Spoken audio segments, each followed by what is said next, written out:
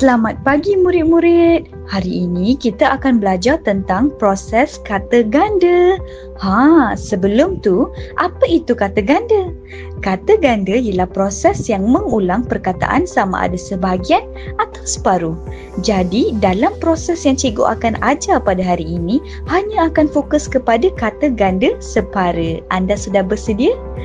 Jom! Pertama, untuk menjadikan sesuatu kata dasar itu kepada kata ganda separa, kita perlu melalui 3 langkah ini. Iaitu yang pertama, kita perlu tentukan kata dasar yang kita nak ubah kepada ganda separa. Sebagai contoh, kata dasar yang dipilih ialah bola. Kemudian, ulang sebahagian awal perkataan, iaitu ambil suku kata pertama dan ulang. Contoh suku kata pertama kat bola adalah bo. Maka ulang bahagian tersebut. Hasilnya adalah cuba kamu semua teka.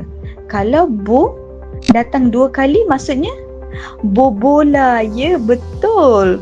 Seterusnya, ubah bunyi vokal O kepada vokal I supaya sebutannya lebih lancar.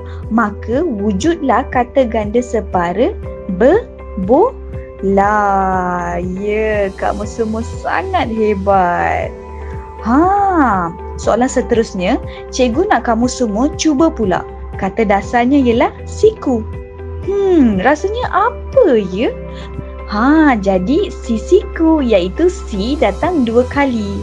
Maka bila kita tukar huruf vokal I kepada I, wujudlah kata ganda separa yang sempurna, iaitu sesiku. Ya, betul. Jadi, itu sahaja untuk latihan kali ini. Saya harap anda semua faham tentang proses kata ganda selepas menonton video ini. Sekian, terima kasih.